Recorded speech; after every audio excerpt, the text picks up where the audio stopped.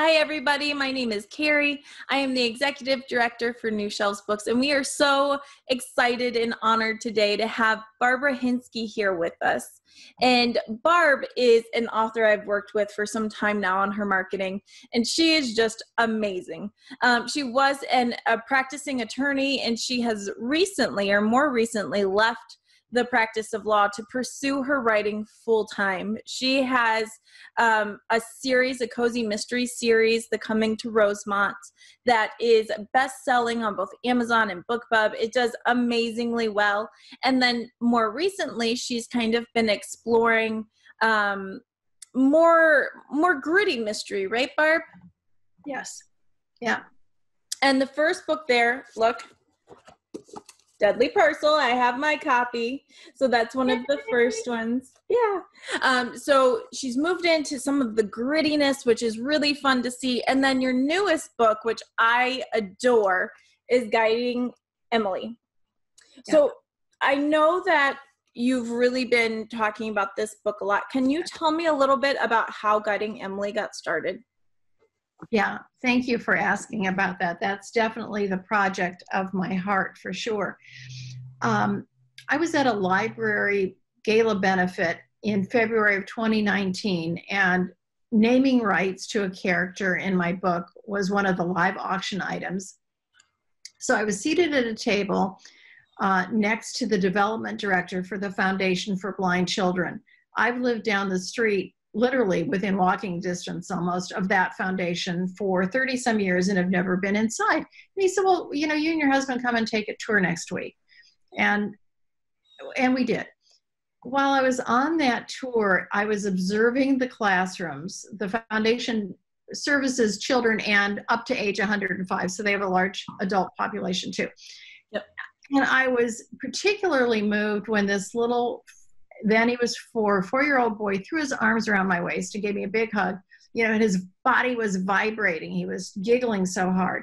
And Steve said, he was born blind and deaf, still blind and deaf. And his parents in Canada had been told he would never walk or talk and that he probably wouldn't live very long. So just make him comfortable. Well, can you imagine? His heartbroken parents didn't accept that diagnosis, and they researched and found the foundation and moved their family to Phoenix. Wow. So he could be there. And there he was, laughing and giggling and walking and talking. So I'm in tears. Right. And I say to Steve, what do you need? What can I do to help? And he said, we need two things. We need to raise awareness within the sighted community of how isolated the blind feel. And we're a nonprofit. We need money. And I said, well, I'm great. I'm a novelist. A book can do both those things, raise money and raise awareness. Yeah. So that's how it was born. I'm donating half of my proceeds from Guiding Emily to the Foundation for Blind Children.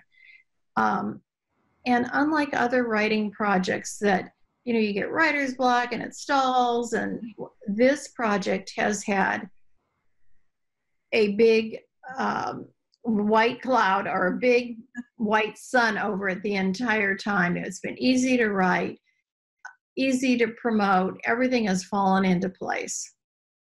I love that. And I mean, it's so crazy because as we were working on your marketing, one of the things that we do is we try to find books kind of similar or that feature people. In this case, we were trying to find books that featured blindness in a way that wasn't negative. There are some books out there, but I mean, the people who are blind are they're horrible people. And it was really hard to find a book that's centered around a blind character in a positive light. So that was really surprising to me. I didn't expect that. So it definitely opened my eyes for that. If I can jump in on that, when I was doing my research, that's what I found.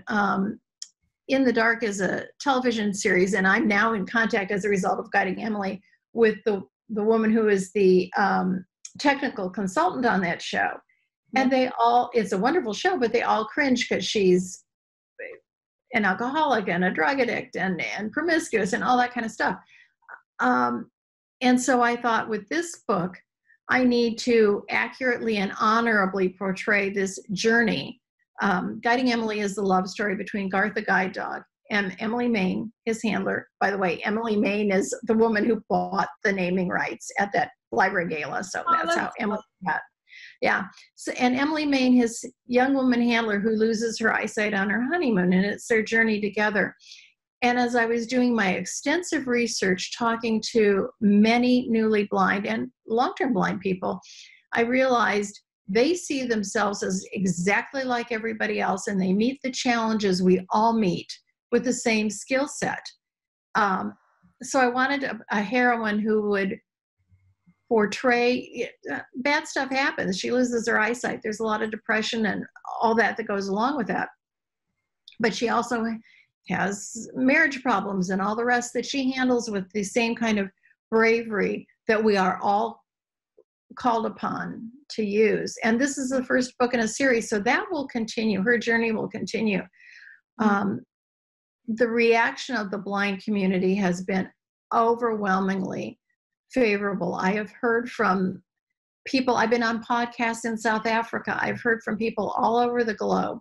Wow. And so they are happy with the accuracy of the portrayal of all of it and how they're portrayed. That means more to me than anything I hadn't anticipated. But it's just heartwarming. And in fact, 2 ophthalmologists whose practice focuses solely on the visually impaired are recommending this book to their newly blind patients as kind of a hopeful roadmap. I'm just thrilled with how the direction all that. Well, and it's such a great example of when you write with something that you're passionate about, with something that you are really, it's not just trying to get a book out there to get it to sell, but when you're writing from your heart, it's so much easier, right? You're marketing, you're writing, every bit of the process is just a little bit easier, and it flows a little bit easier than if you were trying to force something out just for money. Well, absolutely. I've never been a right to the market kind of writer, and I admire people who do that. And frankly, that's something that people sometimes have to do. I haven't had to, and it's been a lot easier than the significant hard grind work of writing a book to somebody else's specifications. Yeah. I started writing this book, I think, well, I used to have it on my wall when I started writing it.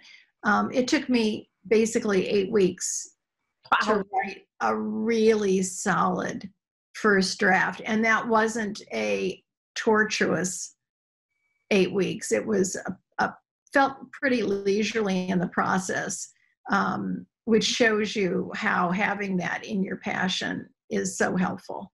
Yeah. Well, and I think that's good for writers to keep in mind, especially, and you have a lot of books. You've got quite the set of books behind you, but it's good for newer authors to realize that if they're kind of feeling like they're stuck in the grind, that if they look more to their passions, to what they love, that it might be a little bit easier to actually finish that novel and get it out there. I think that's exactly right. And so I've got, I think, 10 now. I've just finished the 7th in my Rosemont series. It'll be out in October. I've got the 2 murder mysteries. I've got Guiding Emily, and I've got a novella that was made into a Hallmark Channel Christmas movie.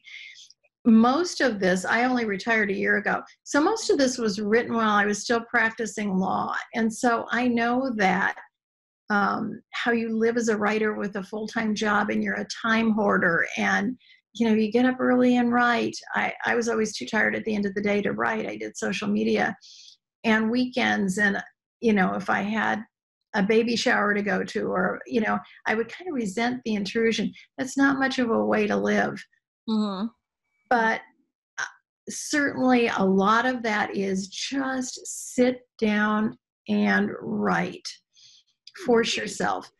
You can always fix it later. And the other danger I think that beginning writers face is too much perfectionism. Mm-hmm. The world rewards finishers. I'm a finisher. Yeah. my works aren't perfect, and I look at my early works, especially Coming to Rosemont, and I think, oh, I would have done so much different, but it's done real well. Mm-hmm. It's done what it needed to do. Of course, now having written 10 plus books, I'm better than at book one, Mm-hmm. but you can't keep waiting for everything to finish. Sometimes you just have to get in the, get it going. And I like how you very modestly say, "Oh, well, Coming to Rosemont has done really well." No, so all of you out there know, Coming to Rosemont is a best-selling novel, and the series is best-selling as well. And but I checked last night, Barb, and you have over 600 five-star reviews on Coming to Rosemont, and you've got over 1,000 reviews overall. Which for all of our authors out there, we know that's a big deal, not only getting readers, but getting reviews. And then to have the read through of your series is, that's impressive. So I want to talk about that for a minute. Yeah. Thank you. How did you build that? Because I know, so for those of you who may not know, Barb has a huge platform on Facebook. She's got over 25,000 people on her Facebook. She's got this series that she's branded, and she's got great read through. So how did you go from Coming to Rosemont, where you're just getting something out, to building a successful series with thousands of followers? Yes, thank you. So Coming to Rosemont published in December of 2012 under a pen name. This is my maiden name because I was still practicing law, and I thought, well, if I suck as a writer, I don't want to humiliate myself professionally. So I started that, and lo and behold, people liked it. People who weren't related to me and had to say it was nice. So I started just trying to learn all this social media stuff because I wasn't even on Facebook at that time. Mm. And I felt like every night I would read blog posts and study probably for a good 2 years, 2 to 3 hours a night, every single day. I'm not exaggerating. I felt like I was going into Siberia with a backpack on my back every night and didn't know if I'd come back. But in that time, I learned. I spent some money foolishly on people to help me market. Mm. None of that worked. But I decided that, well, I was not traditionally published. I was self-published. Mm. So it was all on me. I was fine with that because then all the money would be mine as well. And I have sold in my series well over 100,000 books. And instead of getting 17, 18 cents a book, I've gotten, $3, $4 a book. Right. So the money has been a motivator and worthwhile. I decided that Facebook would be my platform.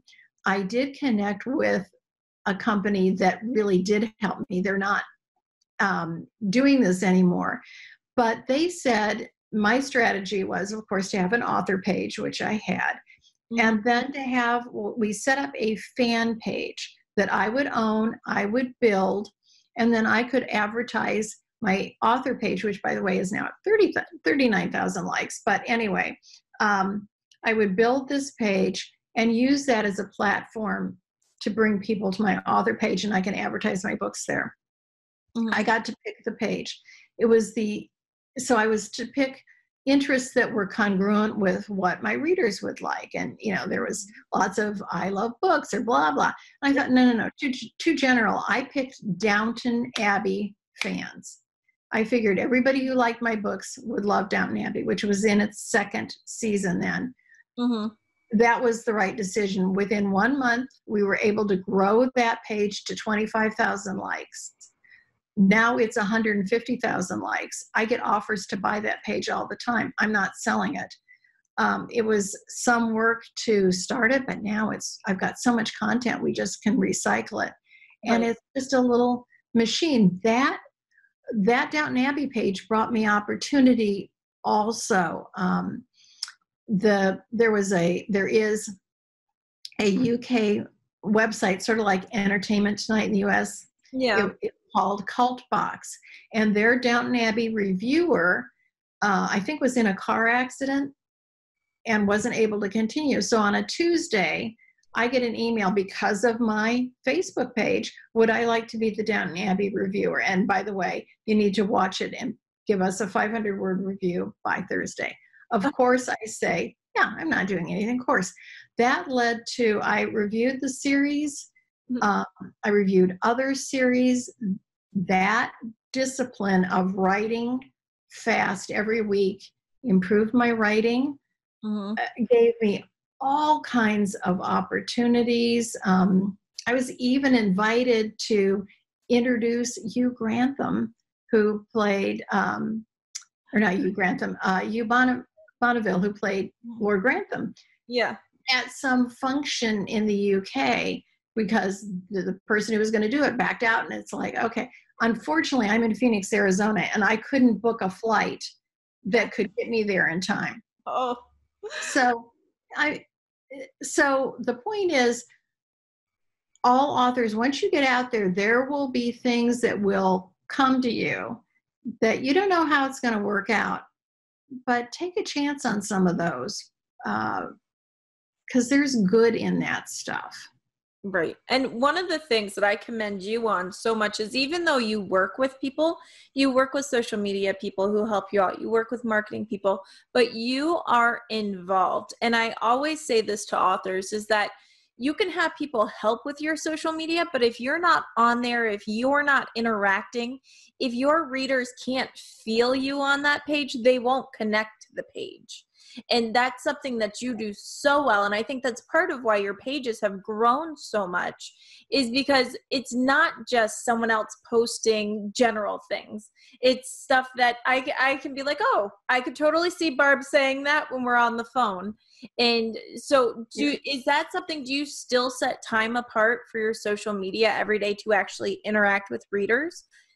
I absolutely do. Interacting with readers is just the best. And I get emails every single day from readers, and I respond to all of those. I also have, because I've grown so much, I've been working probably for 5 years with my author assistant. Her name is Lisa Coleman. She's in North Carolina. And we met through Odesk years ago. And when I needed some help with some graphics, and she is an avid reader. She is smart. She's college educated. So she helps with all of that. And she and I talk all the time, are fast friends, and has the same voicing that I have. So I look at all of that. But now I've grown to the point where I wouldn't be able to have time to write anything if I handled every single aspect. But I know how to do all of it. That's one of the things. So many writers want to be self-published because you want to just put your baby in someone else's hands, and they do it all, and it's a bestseller, and you're making money like crazy. And that does work for some people, and I wish it would have worked for me, but it just didn't. That wasn't my path. I needed to self-publish. And I'm traditionally published in audio. Audible and Podium now has bought the rights for Guiding Emily, and I'm so excited about that. But I've had to do it all myself, and knowing how to do it, just like when you and I talk about our Amazon ads that you run for me, or Facebook ads, it's easier for me to understand what you're saying because I know how to do some of that myself. I'm nowhere near your level of proficiency, but I understand what we're talking about. Right, exactly. Well, and you take the time. I mean, it's not just do it for me. You always say, okay, don't get this. Tell me how it works. And I think that's important too, whether you're traditionally published or self-published. If you are going to spend money on marketing or on social media, you at least need to have an idea of how it works, because not only does that help you, but that also lets you evaluate if the team you have working for you are doing the best job for you. So I think that's really important, is having some type of knowledge gives you that that confidence and that ability to know that the team you're working with is working for you and not just kind of there. That's absolutely right, because there are so many people out there who don't know what they're doing but are offering services and just scam authors like crazy. You are the first Well, other than that initial company that I worked with that now has moved on doing different things, and I'm still real good friends with one of the people, you're the only other person I found who really knows how to do what you say you're going to do and can do it better than I can. That's always my thing. If I can do it better myself, why am I paying you? No, you need to bring that expertise. So New Shelves Books has delivered on everything they've promised to me. So I'm very grateful because I don't want to get up every morning. Well, I do look at my ads every morning, actually, but I don't want to mess with it all every morning. Right, right. You know, that was one of the reasons when I retired, was not just to write full-time, wasn't to replicate that crazy 18-hour day I had every day. I wanted to have a little more pause in it, which I have somehow, which I'm still learning to accomplish, but I'm working on it. It can be so hard, isn't it? When you go, go, go, go, go, the pull back is kind of like, oh, but what am I doing? Yes, absolutely. Yeah. Yeah.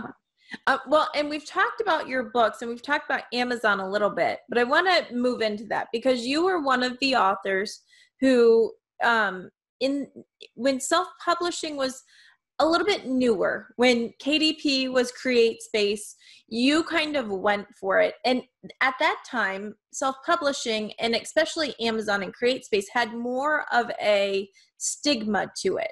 Not as much anymore, but it did then. But you have done amazingly just focusing on KDP, Create Space, and Amazon.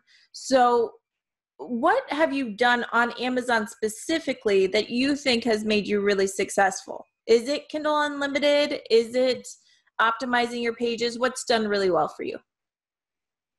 Well, I've tried to optimize my page, and I'm in Kindle Unlimited. And have been for a long time and will stay there. Only because I know everybody keeps talking about the iBook store and all that, but Apple is not a book marketer. Amazon is a book marketer, and especially right now with Amazon making trillions of dollars, hundreds of millions. I think it's a place to be. I have logged my percentage of Kindle Unlimited income, and I know authors complain, blah, blah, blah. Well, you know what? I'm selling more than I would without them, far more. So my solid percentage for years of my income from KU is between 29 and 30% across all my books. So that's income I wouldn't have. I wouldn't be getting that from Kobo or Apple. And right now, Barnes & Noble, which may survive the pandemic, may not. That's just not somewhere to put your money. Right. What has surprised me is on the paperback books are selling better, and that's as a result of you and your ads. If I can offer one other piece of advice to authors, something I did wrong that I wish that I had to undo at some expense to myself. When I published my first two in the Rosemont series, I used the free ISBN. Yes. It's kind of expensive. No, you want to own your ISBN. The reason is your reviews will attach to that ISBN, and reviews are crucial. You don't want to lose any of those. I make all of my books available on Ingram Spark. Yes. And in order to not lose the reviews on Amazon, I couldn't use that free ISBN on Ingram Spark. Right. So I had to format my whole series in a different size so that I could get a new ISBN and put that up onto Ingram Spark without jeopardizing my reviews. So I did all of that. And I don't do anything to market to libraries because, at least for me, it's too time consuming. You have to do it library by library. No. Right. But nonetheless, people go in and ask for them. And now I'm making between $1,000 and $500 a month from Ingram Spark doing nothing. Right. So yeah, it was worth doing, but I should have owned my own ISBN from the get-go. The interesting thing is sometimes I look on my Amazon listing on the paperback and it'll be listed on Amazon in the smaller size. I'm 6x9 on Amazon with their ISBN, and 525x8 on Ingram Spark. So sometimes you go on Amazon and look at the details on the print version, and it'll be the smaller one.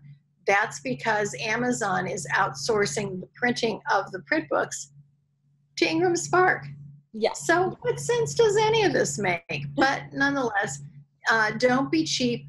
Buy yourself your ISBNs. That is well worth it. Well, it absolutely is. And considering you can buy them in bulk and then you own those rights, it gives you so much more control for such a small cost. And we preach that religiously here at New Shelves, is just buy your own ISBNs. If you're self-publishing, give yourself the control and the power of owning your own distribution rights, which is what your ISBN allows you to do. So yeah, great advice. And we've got a question over here. Pat is asking, did you set up your own Amazon pages? What about your Facebook page and your book marketing pages? Did you have help, or did you set those all up? Do you have someone who helps optimize like your HTML formatting on your book description, that kind of thing? Well, when I started, I set it all up myself because there was nobody else, and I spent many hours, tearful hours, messing with HTML myself and all of that. Now, Keri has been nice enough to HTML it up for me, which is so nice, so I don't have to do that. If I were to do it again, I would hire someone else, and Keri and I didn't talk about this ahead of time, but I saw their offer. I think it was $3.99 to set up Amazon. Yeah, I wouldn't hesitate to do that because it takes hours to really do that well. And the whole category thing, I love KDP Rocket. I have KDP Rocket, I use it, but I get that stuff for my new books, all the categories, from Keri because they use other sources as well. And it's just very cumbersome and time consuming to do that. And you want it to look right, to look good, and you want to have your RSS feeds or whatever you want your blog post to feed into. Yep. You can do it all yourself, but it's a lot of heavy lifting. Yeah. Well, thank you, because that was not planned, but thank you very much. You're welcome. Well, and it's true because it does, and we've talked about this too. Sometimes people say, well, why does HTML matter? Do I really have to do it? And you don't have to, but it's a lot easier to catch a reader's eye when you've got white space, when you've got call outs, opposed to a big block of text, because as a author who is marketing their own books, it's not just your job to get them to your book page. You have to get them to click the download button or the buy button. And it's estimated that you've got about 4 seconds from the time someone first sees your page to keep them on your page, or they split. So it's really important that you have things that grab their attention, that you've got a hook sentence, and you don't take, a paragraph to get into the point of your story. Oh, that's exactly right. And you need to look as professional as you can, because you are competing with all the traditionally published books and the Amazon imprint books, which are considered traditionally published. So you have to look that next step up. Your formatting has to be good. Your cover has to be good. Your author photo should look professionally done. Absolutely. No selfies, guys, no selfies. Selfies, yeah. I recently spent the money and had a logo designed for myself. Mm-hmm. And I'm glad I did, because once again, it's another level up. I don't think readers really care if you're self-published or not, and it has not been a barrier to me to both get my audio rights sold and then screen rights. Mm-hmm. So it's doable. Being self-published isn't a bar, but being professionally presented is crucial. That's exactly it, is that you have to stand up professionally regardless, because there are so many places, Kirkus Reviews, so many places will say, we don't accept self-published books. But what they really mean is we only accept professionally published books. And by professionally, I mean the quality the business front that you put, because it is a business, and people who treat it like a business will go so much further than those that don't. And if I can hop in on Kirkus Reviews, Coming to Rosemont had a very nice Kirkus review, as did Weaving the Strands. Uncovering Secrets, not so much. She didn't like that the characters were on Pinterest, and I'm like, okay, well, I'm not publishing you. But nonetheless, so I'm self-published, but I got a real favorable Kirkus review for Coming to Rosemont, and not only did they publish it on their website, they put it prominently in their print version, which was a huge thrill, and they loved Guiding Emily. So yeah, it's worth it. So and I think Kirkus Reviews now, they're expensive, but they've got a $75 off coupon if it hasn't expired. I think it's through the end of the month. You can buy a review and submit your book later. Okay. That's something to look at. Yeah.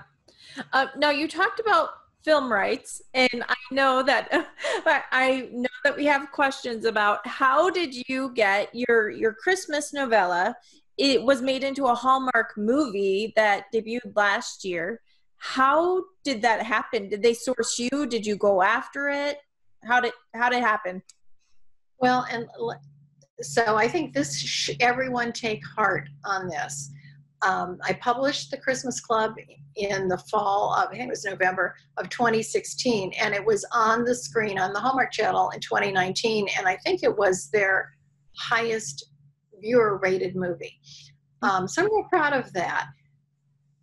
And it was clear to me that this was Hallmark happy kind of material, although it didn't feature the romance. The screenwriter did a wonderful job from Hallmark and really substantially changed the story. But the original story I knew would be appealing to a Hallmark audience. So I asked every single solitary person I met, do you know anybody at Hallmark with ties at the Hallmark Channel? And finally someone said, well, my neighbor at the cabin produces The Good Witch. Do you want me to give him a copy? And I'm like, yes, give him a copy. She did. He loved it. Off to the races. He was going to acquire the rights, pitched it to Hallmark, and they ended up acquiring the rights, which they do if they think it has potential for sequels or a series. And they pay more. So that was kind of nice. As a result of that, I'm kind of running the same play for the screen rights on Guiding Emily. Yep. I thought Emma Stone would be a wonderful Emily. Ooh. So Emma Stone is a local gal in Arizona. So I started asking everybody. Well, I asked everybody I knew, does anybody know Emma Stone or her mother? The reason I spoke about her mother was Elizabeth Mitchell was the lead female in the Christmas Club movie. And when I met her on set, she said, my mother read your book and loved it. And my mother never asked me to do anything, but she said, Elizabeth, have your agent find out if somebody's bought screen rights. And if they have, I want you in that movie. So I thought, okay, mothers really do have an influence, as we should. So I started asking around town, anybody know Emma Stone's mother? And finally, somebody said, well, yeah, I know her mother. And I said, well, find out how we can get this to Emma. And she did. And I've had my attorney in LA make the contact, and her production company is presenting it to her as we speak, fingers crossed. So you think all this stuff is improbable. Maybe it is, but I think there's magic in asking people, and stuff comes. And right now there's so much yammering about, oh, nobody's doing screen rights, nobody blah, blah, blah. Well, I don't think that's true. I think people are looking for projects and looking for projects with a smaller cast, because it'll be easier, cheaper to produce anyway. And right now, probably easier to get a smaller group in a bubble. And yeah, so don't be disheartening. Everybody who's listening who has a book that they know would be good on the screen, think about a question to ask every single solitary person. And then act. You'll get an answer. You'll get something. Right. Well, and if you ask, I think that's what's so important about that story is that you did ask, because so many people think, oh, well, Emma Stone would be the greatest character for my book. But then they leave it there in that thought process. They don't say, okay, well, let's get my book into Emma Stone's hands. Let's go ask people. Let's go see, because you never know. That 6 degrees of separation is, Yeah. I mean, it's crazy. And everyone has some Yes. connection to someone. I mean, people are always surprised that my dad's family is related to Dale Earnhardt and Dale Earnhardt Jr., the race car drivers. Really random. And no one would think that. I mean, it's not like we're not BFFs. Don't go there. But it's amazing how people do have those random connections that you just never know if you don't ask, because and a lot of the time, if someone does have a connection to someone that's well known or who is at Hallmark or someone like that, they don't generally just go volunteering that information because they don't want to abuse it or they don't want people constantly asking them. But if you're strategic and you ask, most people will answer honestly. That is absolutely the case. One of the other things I did, I thought, well, Reese Witherspoon is everywhere and she's so successful and I love her content and her philosophy. Her company is Hello Sunshine. I thought, gosh, wouldn't this be great if Hello Sunshine had it? Well, my attorney was able to put it into Hello Sunshine's hands, Guiding Emily. And so now they're looking at it. And while I'm here, the big ask girl, I would love for the story of Guiding Emily, and there's more to it. I took white cane training. There's all kinds of aspects, but the fact that we're trying to raise money for the foundation is key. I would love for CBS Sunday Morning to do a segment on this. So if anybody has any contacts there, I would be more than grateful. I've got a big social media influencer campaign going on right now to try and tweet people and all of that. So all of that would be absolutely wonderful to learn about. One other thing that I think is interesting about Guiding Emily and was so heartwarming, I've got the Foundation for Blind Children has translated it into Braille. They do that through a partnership with people in the prison system. So a prisoner did the Braille copy, and I signed a hard copy and sent it to him, and he basically sent a signed Braille copy where to me, and the prison system was kind enough to allow this, and he printed it out, typed it out. So I read his piece to me, and it was so encouraging and heartwarming. Brailing is a real skill. It is like a language translation. And so when these prisoners come out of prison, they will have a marketable skill for a high-paying job. Yeah. Even if that's an aspect of interest, I think, that could be a TV show. Anyway, so that's my thing. Anybody know anybody? Oprah, Ellen, because she's going to be back. CBS Sunday Morning. Any of those. I would love to be on that. Awesome. David, for sure. Yeah. All right, Barb, we've got a question. You've mentioned that you have a lawyer that you work with quite a bit, but do you have an agent representing you as well? I do. Her name is Sarah Hirschman. Hirschman Rights Management in Connecticut. And she contacted me when she was beginning her agency to see if I wanted to, if she could represent my audio rights for the Rosemont series. And I didn't want to self-publish an audio. That was a whole different thing I didn't want to do. Yep. And so she did. And so now she's my agent. She was the agent who then I had represent me with the Hallmark transaction, and she'll do Guiding Emily and all of that. She's fabulous to work with. So it's really nice. So for a lot of people, they aren't working with an agent. So what does an agent do for you? Why is it important to have an agent, in your opinion? Agents have contacts that you can't and don't have. I would not have any contacts for audio rights publishing. And so that, to to traditionally publish in audio rights, I think you have to be represented by an agent. Many agents have real strong contacts within the screen rights field, and so that's helpful. And, you know, if you want to traditionally publish, you pretty much need an agent. I've tried. Nobody's ever wanted my stuff, so fine.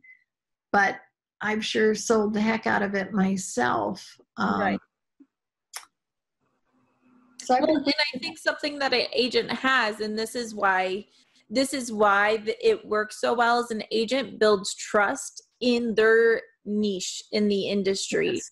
And that is why people listen to them, because I can go to Hallmark and say, I've got the best book ever. Are you ready to turn it into a movie? And I will get thrown out of the building. But if someone has relationships there, they've built the trust, and then they have a relationship to build off of and say, no, really, I read this, I vetted it, I think you'll be interested. So that's something that an agent really provides that we don't have. So they're very valuable in that aspect. And my attorney functions that way for me as well. He's an entertainment lawyer in LA, a very prominent entertainment lawyer. And so he's got, you know, he talks to the people at Paramount Studios, you know, once a day on the phone. Right. Okay. Well, that's a level of I don't know, that I certainly don't have. Right. Neither do I. Yeah. I love that. Someone is asking, are you ever surprised by a reader's review or a reader's view of a story? How someone may read your books and then have a totally different view of the story than you? Well, I'm always surprised when somebody really hates it. And I do get my fair share of one-star reviews. And I'm like, really? You think the characters are not well drawn? Everybody else thinks they were good. But in terms of the plot going the way it did, I haven't had that. But I have had people who thinks I get, coming to Rosemont, I get, oh, her life's too perfect and it's too happy. Okay, grumpy pants, then this isn't the series for you. Yeah. Part of a cozy. I mean, that's what a cozy is. You want to be happy at the end. Yeah. Yes. Even, you know, it's interesting. Even my two more harder mysteries, I've got Final Circuit is coming out on the Thursday before Labor Day. These are probably not really cozies. Well, maybe they're considered cozies, but they're not as happy and light as the Rosemont series. Someone said to me that they're scary and suspenseful, but there's still pervasive niceness in it. Alexander McCall Smith, I heard him speaking last fall when we could actually go to book signings, and he said that his new series, his detective series, Scandinavian, it's in the Scandinavian noir genre because it's a Scandinavian detective, but it's Alexander McCall Smith. He's a happy guy, so he's calling himself Scandinavian Blanc. Well, I love that. So I think even my hard-boiled things have a little different feel to it. Mm-hmm. I'm not going to put blood and guts on the page. I'm always going to have a happy ending. Always. Well, and I think there are people who purposely read for that. If I am one of those people, I'll admit it, I'm one of those people that if I read to the end of a story and it devastates me. Like if it's a bad ending, I don't handle that well. I'm one of those people who like, you just killed my best friend off. What happened? So I think there's certainly people who like that, who want a happily ever after, or at least a satisfying ending where it's like everything's kind of tied up. So I agree. There's plenty of people out there. And so I know with your books, and especially coming to Rosemont series, you have audiobooks and they're on Kindle Unlimited, and you also have them on Whisper Sync, which means that readers can listen to the audiobook for free through Kindle Unlimited.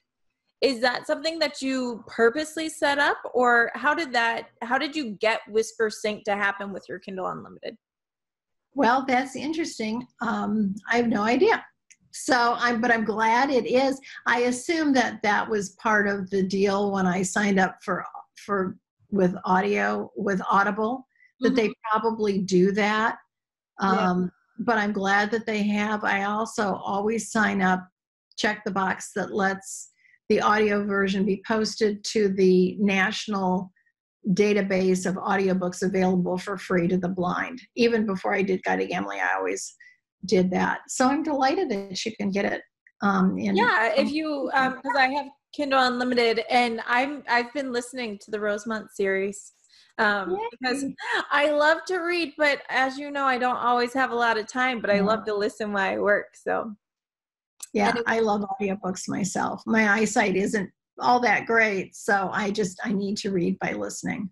Right. It's for people who are always reading. Sometimes listening is just it's like a vacation while still reading. Yeah, absolutely. Now, we have a question from Cheryl asking how you got connected with the program that translated your book into Braille. So I got connected with that just because I'm donating half the proceeds to the Foundation for Blind Children. They were anxious to do that. But if you go on their website, the Foundation for Blind Children, which is seeitourway.org, seeitourway.org, I'm sure that you can contact them and see about translating it into Braille. They do a tremendous amount of brailing all over. There's also a website and a program for the visually impaired called Bookshare, which does machine reading of your books. And I was able to put Guiding Emily, you know what, I should put Coming to Rosemont on Bookshare too. I don't need or want any money from that. I think it's just a good thing to do. I don't know why I didn't think about that. Well, I will do that when we get off the phone. I love it. I love it. So that's Bookshare, you said?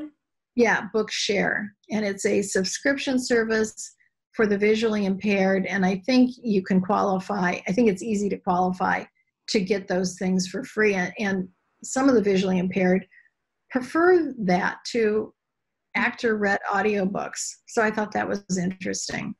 Huh, that is interesting. Well, those are two great resources. And I think that's important because, like you said, I'm sure that the average person, I would be willing to bet that over 90% of us on this call today have never thought about books in Braille or translating our books into Braille. So I think that's so valuable to think about another aspect of our community that could, that's probably looking for things to read, that's excited for new books. So thank you for those. Absolutely. Absolutely. All right. Well, I think we've gotten, excuse me, I think we've gotten through most of our questions.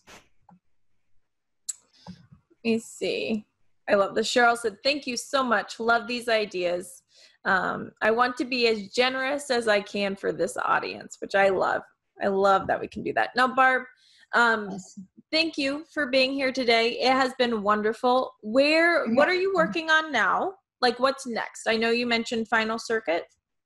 Yes, so Final Circuit, which is one of my favorite books to write. It's a murder mystery.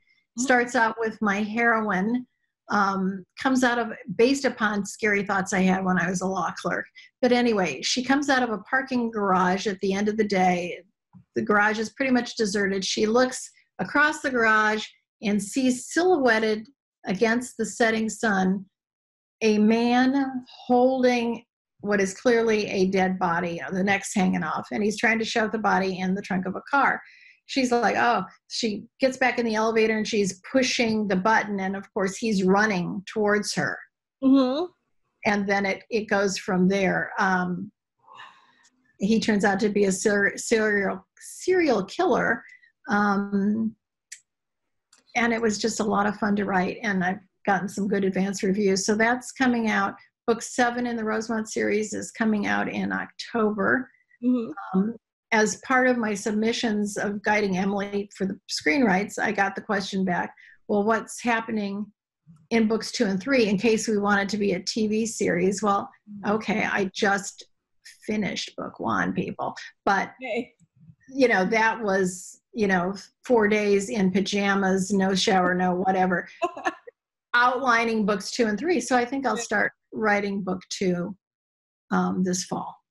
I love that. And I want to just put out there, you recently had a Bookbub deal for coming to Rosemont. So you guys, even if you're on Kindle Unlimited, there are times when you can apply to Bookbub and get a Bookbub, even though your book is exclusive to Kindle. And that worked out really well for you. That was brilliant. One of my friends, and it was a free deal. I've never done free for one of my books before. And one of my friends said, you've got a series, do it. Excuse me. And the sales, even on the day of the Bookbub offer, the sales of the other books in the series increased 100-fold. And that was 10 days ago, and it's still lasting. Yay. I guess it was a week ago. Was it a week ago, 2 weeks ago? Anyway, it's lasted. Yeah. So, wow. Because at first I'm like, I'm paying $761 for an ad to sell something for free. Am I out of my mind? Well, okay. That was just a wonderful. And I always say that. And I have had so many authors look at me sideways going, you want me to pay to give my book away? And I'm like, yes, because you have a series. Yeah. And so it sounds so counterproductive, but it works. If you've got a series, you give away your first book. You may even pay to give away your first book, but the read through is amazing because not only are you getting new readers, new reviews, but you're also, if you've got 5 more books in the series, that's a lot of books for people to purchase or read through Kindle Unlimited. That's a lot of income.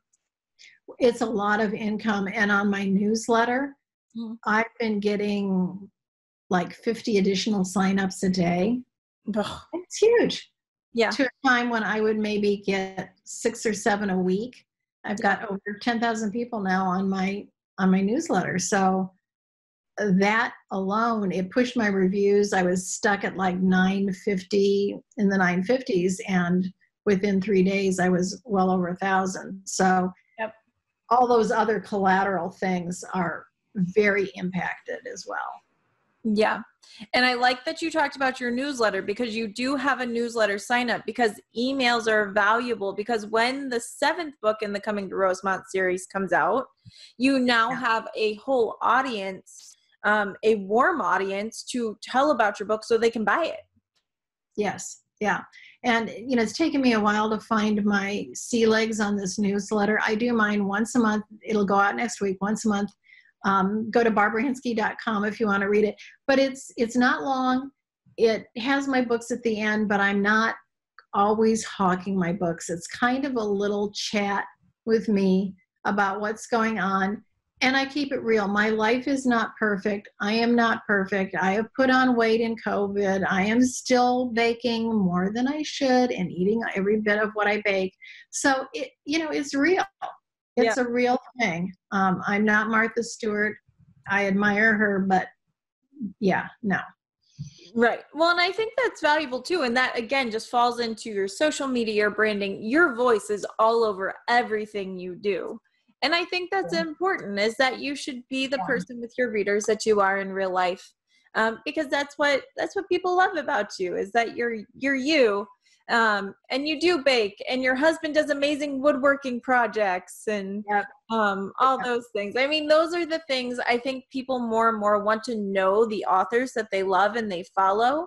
And so giving them little pieces of yourself, showing them your real life is how people connect. Memes are great. They're funny. They're cute, but they want to know the person behind all of that as well. And you are so genuine. And you, like you said, I know you respond to your emails. You respond I know for a fact you respond to your Facebook messages and things like that. So I think that is so important that you are involved, that you cultivate your readership. And for everyone out there that's watching this, if you can learn anything from Barb, although I think we learned a ton, learn that connecting to your readers is valuable, and it's important to make time for that, because that literally everything Barb has said, the way that she connected to different people for movie rights is because she had a community.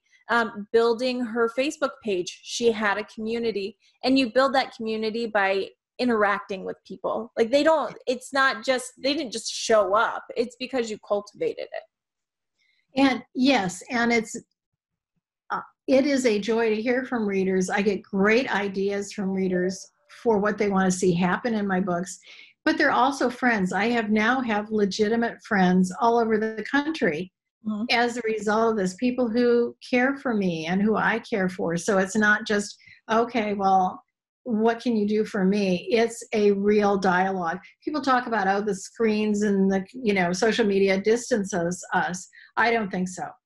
I think it really, especially now when we are having to be a little more distanced, it's nice to have people at your fingertips that you can communicate with. So it is a joy. Yeah. Such a privilege. I love that. Well, Barb, thank you so much. Again, if you want to check out Barb's books, you want to connect with her, it's barbarahinske.com. She is on Amazon. Again, her newest book is Guiding Emily. Look, I'll promo you. And Guiding Emily is such a heartwarming book. It's one of those books that you just feel good reading it, even though there's some tough things in there. So highly recommend that. And again, Barb, thank you for being here. Such a pleasure. And this is Free Advice Friday, and we'll see you next week. Thank you, everybody. Bye. Thank you. Right on.